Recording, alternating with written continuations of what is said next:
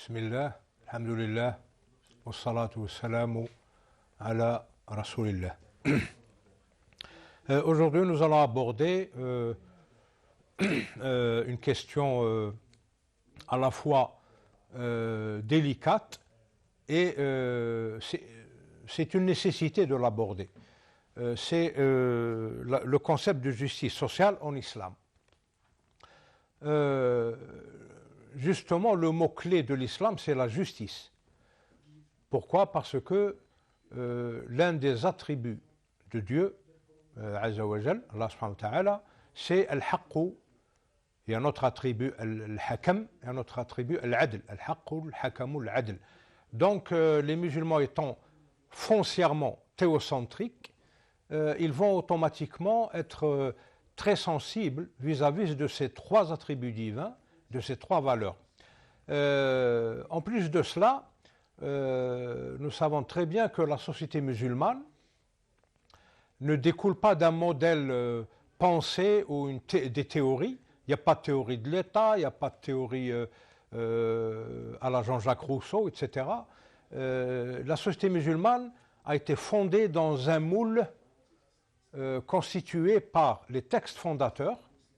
Donc au sommet, il y a le texte coranique, la révélation, et puis viennent les hadiths du prophète alayhi salatu wassalam, sa tradition, donc son comportement, parce que le prophète alayhi salatu wassalam, c'est l'archétype humain le plus élevé, et la moindre des choses, pour nous musulmans surtout, c'est pas de l'imiter bêtement, mais de le prendre comme exemple suprême pour arriver, au moins pour faire quelques pas supplémentaires vers la perfection. La perfection étant un attribut divin, on ne l'atteindra jamais, mais il faut quand même le faire.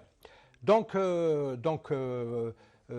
société fondée sur les lois, sur la révélation, donc les textes fondateurs, le texte coranique, les hadiths, et aussi, il ne faut pas l'oublier, les 5 valeurs juridiques, al-ahkam al-khams.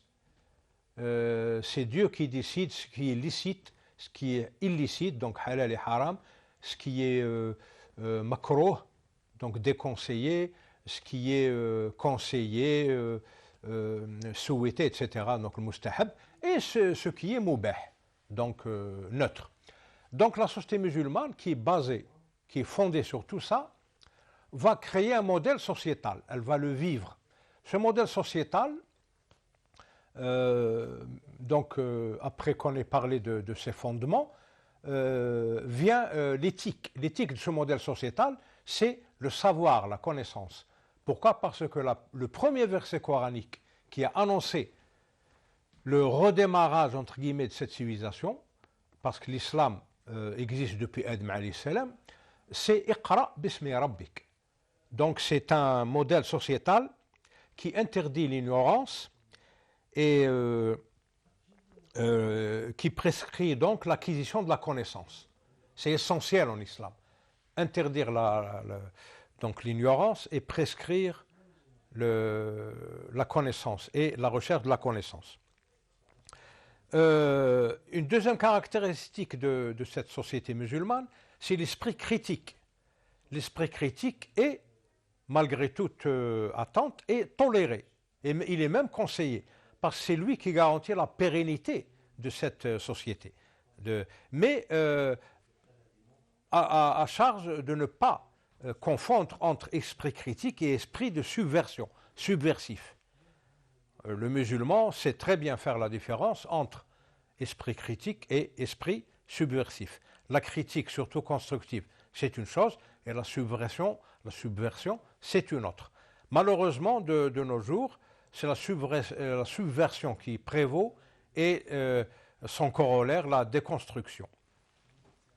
Alors, de là vont découler un modèle sociétal avec son modèle de gestion économique, son modèle économique de régulation de marché, son modèle de gestion politique, sociale, etc.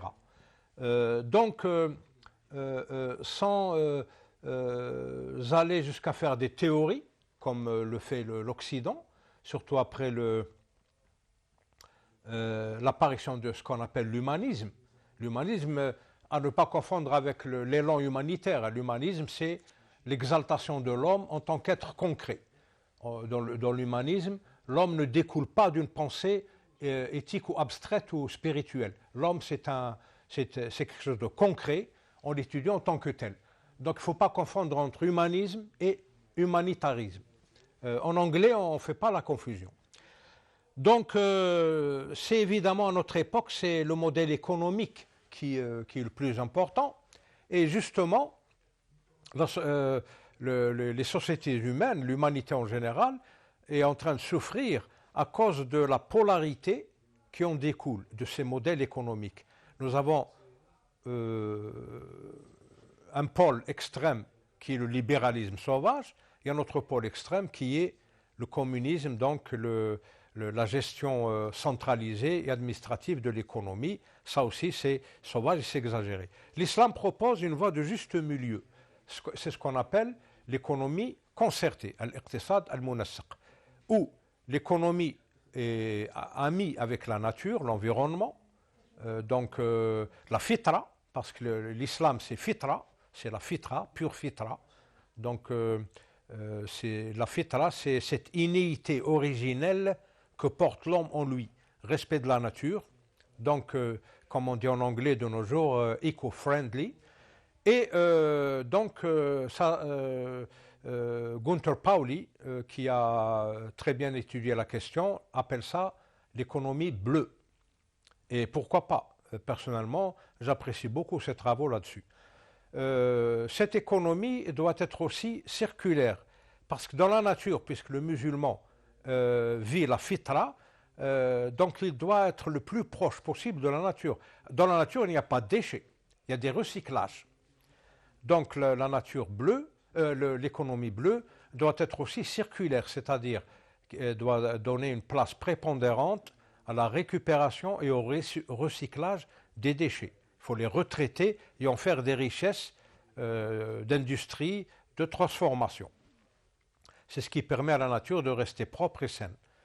Le modèle économique, on en a parlé, c'est un modèle de régulation de marché qui est concerté, donc où le système financier et monétaire sont sévèrement contrôlés, surveillés, surtout l'interdiction de l'usure. L'usure, ce n'est pas le bénéfice, ce n'est pas l'intérêt, l'usure, c'est la rémunération du capital, c'est-à-dire qu'un capital augmente sans qu'il y ait production de produits, de consommation ou de services. Le modèle politique, il est strictement démocratique, parce que le pouvoir vient du peuple, c'est la bay'a, le système de la bay'a, et ça donne déjà l'ordre quantitatif de ce pouvoir en islam. Parce que le pouvoir, c'est la somme du pouvoir de tous les citoyens. Donc le pouvoir en islam prend compte de l'opinion de la majorité, et la minorité doit se plier à cette volonté, minorité évidemment qui doit être respectée, etc. Donc c'est le concept de justice sociale en islam, il est très bien étudié, très bien encadré, et il ne tient qu'aux musulmans de l'appliquer. Merci beaucoup de votre attention. Sahafturkum. Wassalamu alaikum wa rahmatullahi ta'ala wa barakatuhu.